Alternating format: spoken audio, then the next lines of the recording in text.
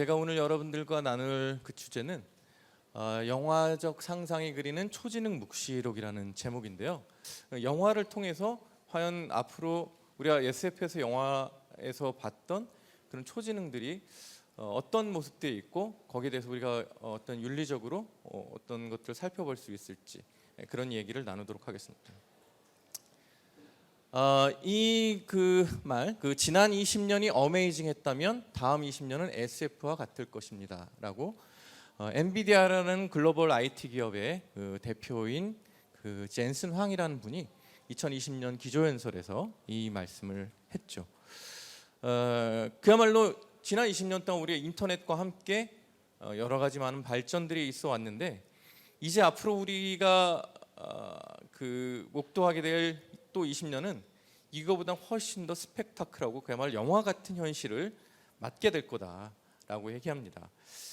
어떻게 보면 인간이 이 지구라는 땅에서 그야말로 현재 이렇게 거의 그 지배적 위치를 점하고 있는 것에 대해서 여러 가지 말들이 있습니다만 유발 하라리, 사피엔스의 저자 유발 하라리 교수 같은 분은 호모 사피엔스가 오늘날 이렇게 지구에 번성하게 된 것은 다른 생물 종들과는 다르게 보이지 않는 것, 그야말로 존재하지 않는 것을 이야기로 풀어내는 능력, 이런 것이 있었기 때문에 그 어떤 기존의 어떤 침팬지나 이런 그 지능과 다르게 인지혁명이라는 불꽃이 튀겼고 그런 인지혁명이 그 이후에 사피엔스를 그야말로 단일 종으로 이 지구를 지배하는 그런 계기가 되었다라고 얘기하는데, 그런 상상력이 그 당시에는 이제 모닥불 피워놓고 이야기하다가 나중에는 신화, 전설,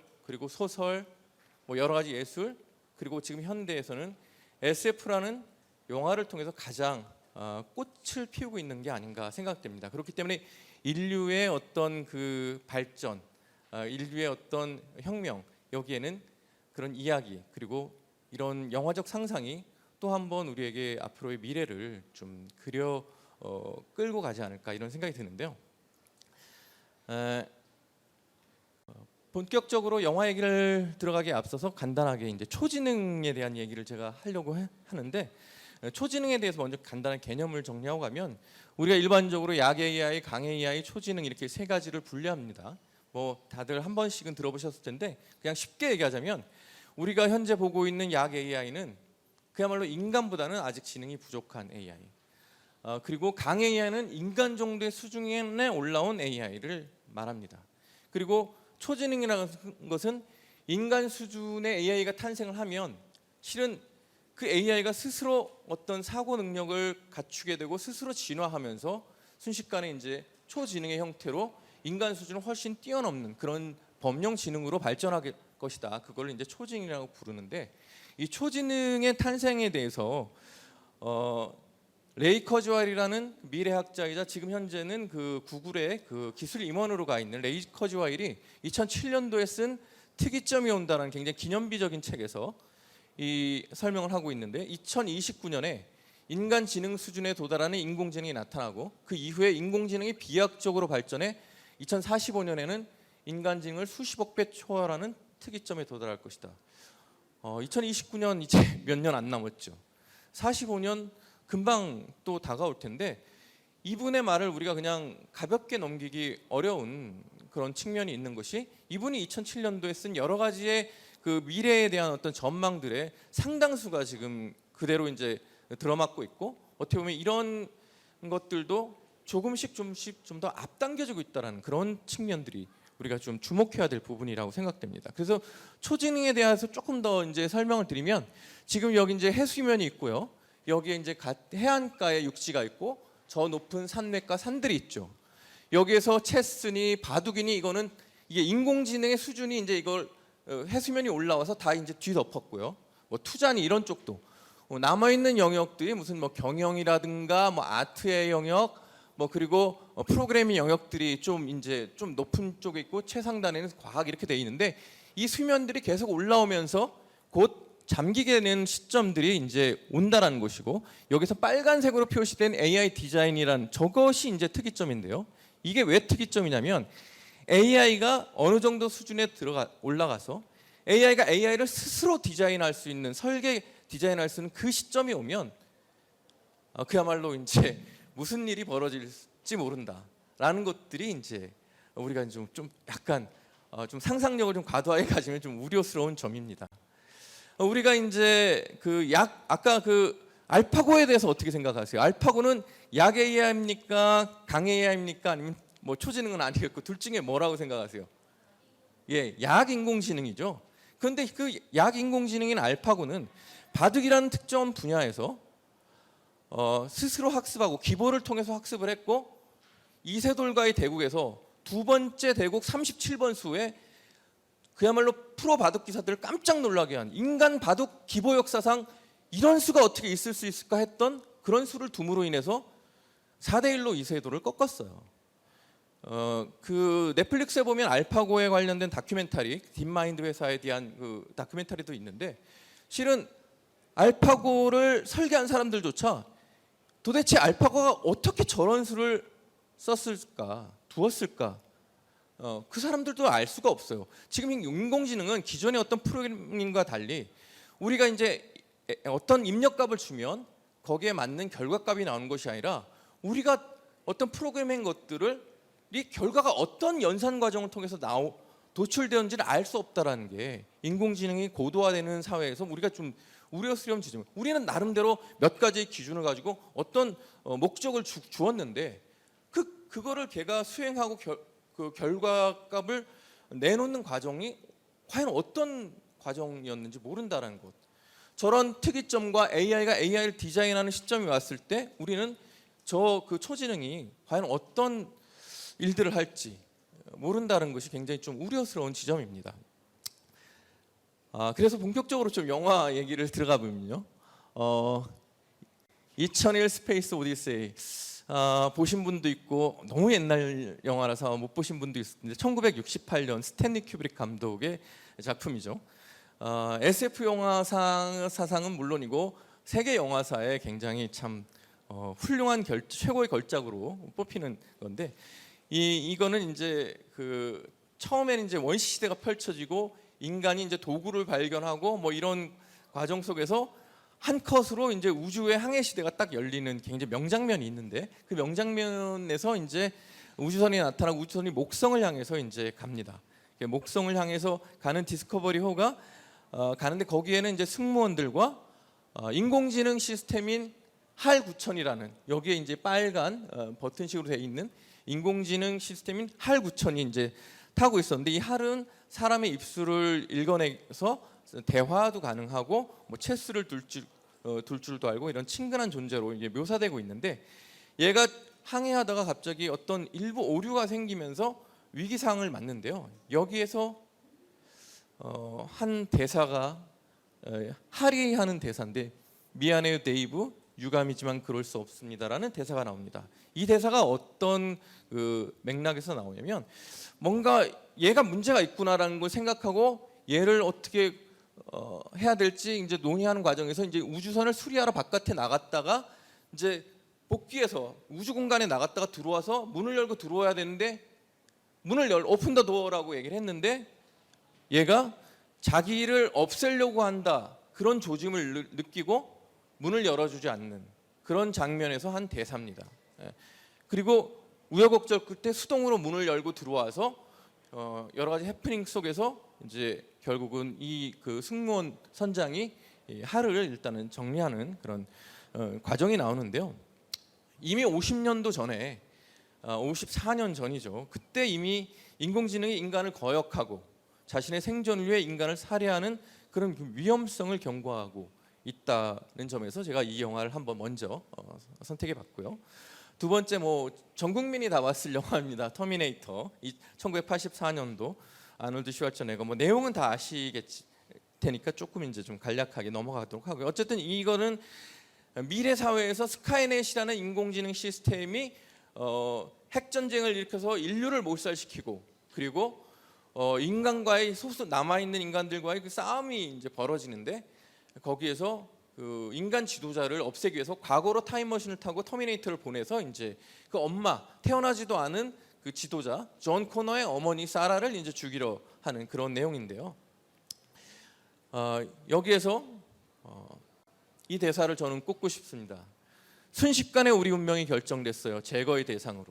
이 대사는 이제 그 존 코너가 그 엄마 사라를 보호하기 위해서 보낸 카일리스라는 자기 부하가 이제 사라를 만나서, 사라도 막 지금 정신없이 갑자기 왜 나한테 이런 일이 닥쳤는지 막 터미네이터가 공격해오고 죽을 위기에 닥쳤는데, 카일이 그 흥분해 있는 사라한테 진정시키면서 차근차근 미래에 어떤 일들, 내가 왜 왔고 미래에서 어떤 일이 있었는지를 설명하는 과정에서 스카이넷이 바로 이렇게 순식간에 인공지능이 인류를 말살하려고 했다. 그래서 그 순간에 인공지능이 어떤 초진화해서 진화하는 순간 우리의 운명이 결정됐고 제거의 대상이 되었다라는, 어떻게 보면 인공지능이 초진화하면서 일어나는 최악의 시나리오라고 할 수 있을 것 같습니다. 세 번째 영화는 엘리시움입니다. 2013년도에 개봉한 맷 데이먼과 조디 포스터가 주연한 영화인데요. 이거는 배경이 서기 2154년.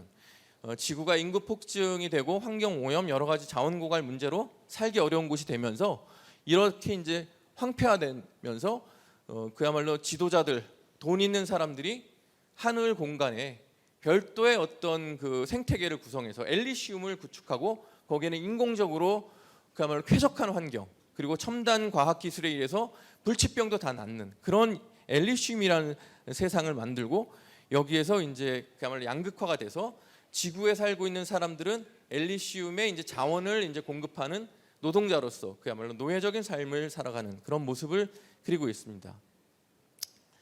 이 영화에서 서버를 제포맷에서 새로운 대통령을 앉힐 수 있어요?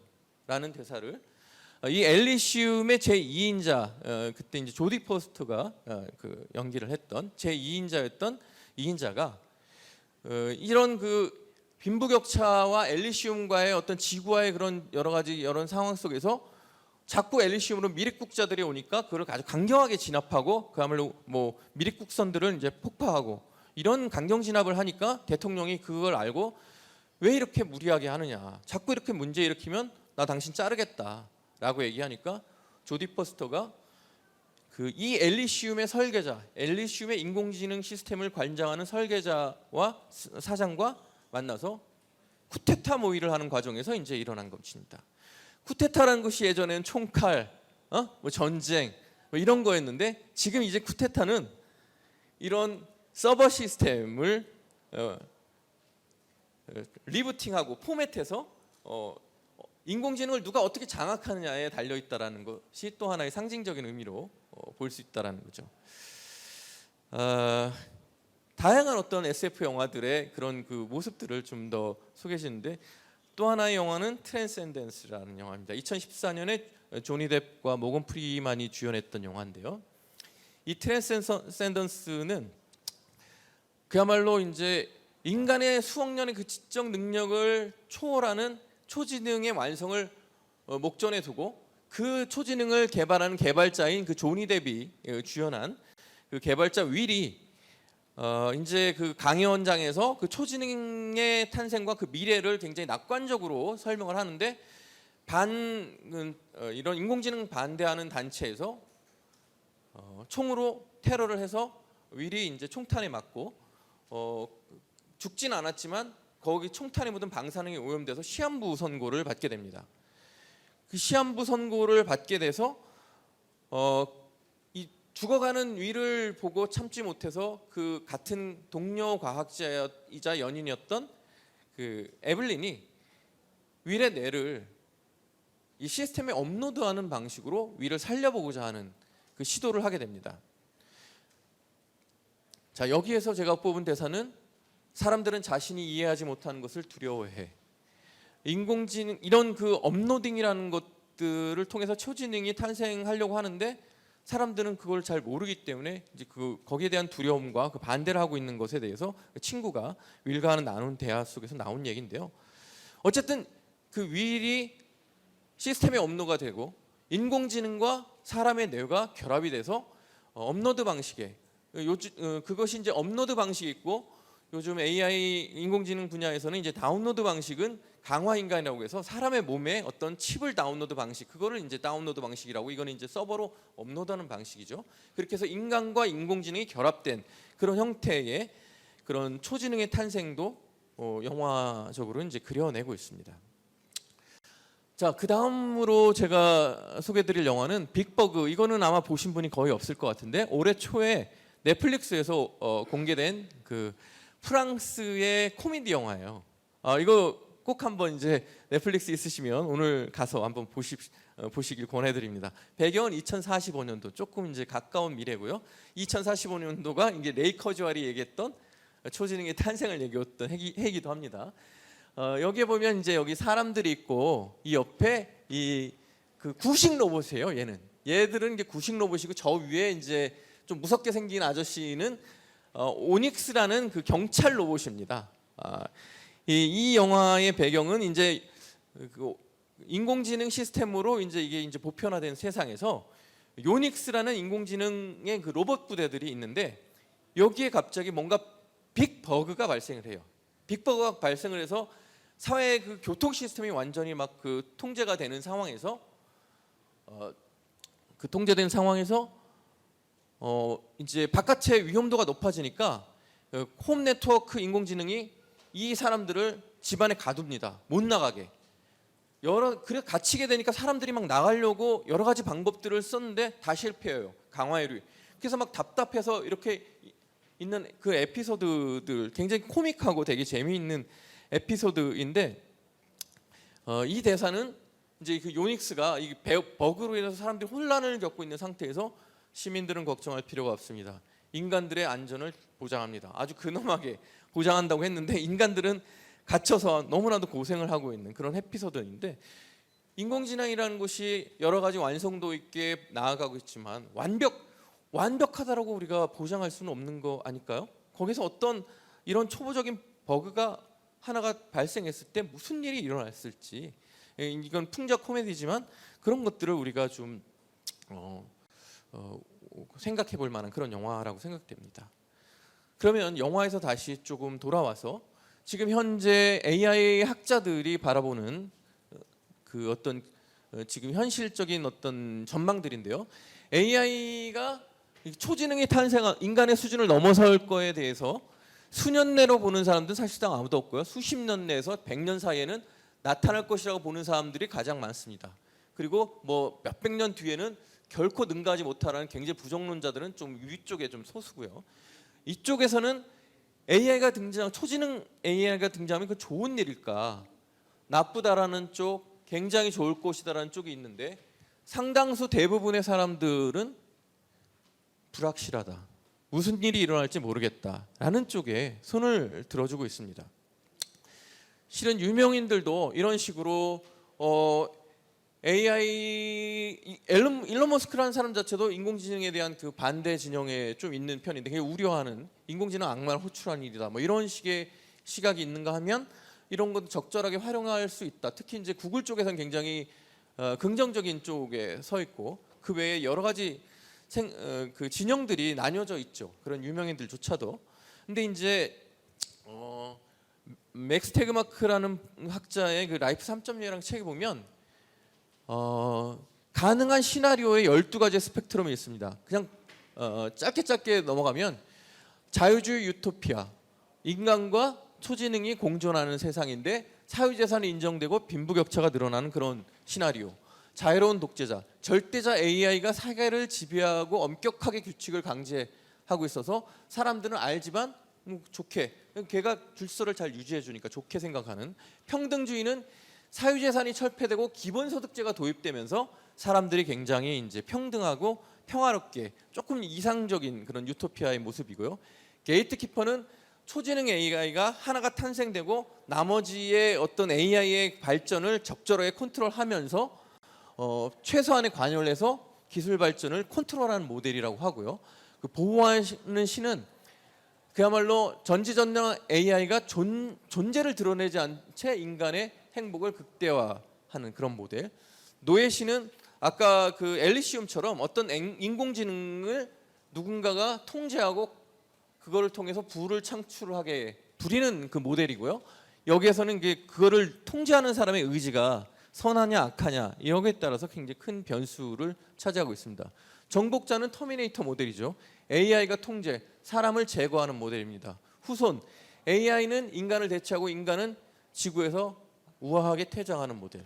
동물원주의는 혹성 탈출처럼 전능한 AI가 일부의 사람들을 동물원 원숭이처럼 이제 가두는 모델. 굉장히 참 비극적인 모델이고 1984 그야말로 그 조지 오웰의 소설 1984처럼 세계를 지배하는 감시 국가가 고도의 AI 연구를 전면 금지하는 모델. 회기 이거는 기술 발달 기술을 전부 다 이제 그 AI를 전부 다 없애고 기술 발달 이전에 원시 사회로 돌아가는 모델. 자기 파괴는 초지능 발생하기도 전에 인구가 자멸하는 핵 전쟁이든 지금 굉장히 여러 가지 전쟁이 현재 지구상에도 발생하고 있지 않습니까? 그래서 핵 전쟁이라든가 기후 위기 등으로 인류가 멸종하는 모델이고요. 이런 모델을 조금 더 이제 매트릭스를 초지능이 존재하냐, 인간이 존재하냐, 인간이 통제하냐, 인간이 안전하냐, 행복하냐, 의식은 존재하냐 이렇게 봤을 때 이제 나름대로 회색 영역이 있고 약간 유토피아적인 모델이 있고 여기에는 이제 빨간색이 이제 굉장히 디스토피아의 모델인데 일단은 인간이 존재하지 않는 모델은 일단은 기본적으로 디스토피아라고 할 수 있겠죠. 그리고 존재하지만 그야말로 통제되거나 그리고 굉장히 어떻게 보면 후퇴하는 그런 모델들이 이제 이런 12가지의 시나리오를 실제 학자들이 이제 이야기하고 있는 상황입니다. 자, 미래에서 우리는 과연 최선의 결과를 도출하기 위해서 노력하고 있을까요? 스티븐 호킹 박사는 그렇지 않다라고 틀렸다라고 얘기하고 있습니다. 마찬가지로 맥스 태그마크는 우리가 AI를 어떻게 개발할지 현명하게 결정하려면 우리는 전통적인 우리의 어떤 주제들을 마주할 필요가 있다. 그리고 이런 부분에 대한 해결 없이 초지능이 탄생하게 되면 그 초지능의 답에 인간은 포함되지 않을 수 있다라는 그런 우려를 하고 있습니다. 마지막 이 영화 어떤 포스터인지 혹시 아시는 분? 하늘에 저기 뭐가 날아가는데 다 보셨을 텐데요. 돈 룩업이라는 영화죠. 작년 말 올해 이제 개봉 넷플릭스를 통해서 여기에서 저는 기회가 있었을 때 해성궤도를 틀었어요라는 대사를 꼽고 싶습니다. 돈 룩업이라는 영화 미시건 대학의 천문학자들이 하나의 혜성을 발견했는데 그 혜성이 굉장히 기뻐했는데 알고 봤더니 그 혜성의 궤도가 지구랑 정면으로 충돌하고 있다라는 놀라운 사실을 알고 나사와 국가의 대통령 미국 대통령한테 알렸지만 그 남은 시간은 6개월인데 결국은 이 영화에서 그리는 거는 정말 허송세월 정치적으로 이용하고 어떤 기업의 이익을 위해서 이런 것들을 활용하려다가 그 시기를 다 놓치고 혜성이 충돌해서 결국 인류가 멸망한다라는 그런 스토리입니다. 참 코미디 같은 영화지만 그 영화를 우리가 하나하나 보면서 정말 현실이 참 저렇구나, 저럴 수밖에 없지. 우리가 정치인이라든가 이런 사람들을 참 저런 모습들을 보면서 참 희화화된 모습을 보면서 정말 저러면 어떡하나 이게 우려스러운 부분인데 어떻게 보면 지금 우리가 죄송합니다.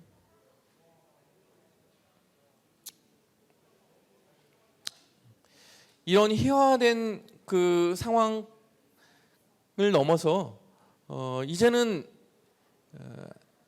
아직까지는 그래도 시간이 있고 기회가 있으니까 더 이상 우리가 혜성이 충돌하기 전에 그야말로 초지능이 탄생하기 전에 정말 AI 윤리의 중요성을 깨닫고 좀 더 많은 우려의 목소리를 더 내야 된다고 생각해요. 더 늦기 전에 지금부터라도 어떤 일이 벌어질지 모르기 때문에 우리가 빨리 간다는 게 중요한 게 아니라 빨리 가서 낭떠러지로 가면 그 무슨 의미가 있을까요? 좀 더 이런 윤리적인 어떤 사고들 그리고 빨리 가기보다는 올바른 방향으로 갈 수 있도록 많은 여론을 모으고 거기에 대한 우리가 이론들 그리고 협업들이 좀 필요하지 않을까 이런 생각을 하면서 오늘 강의를 마치도록 하겠습니다.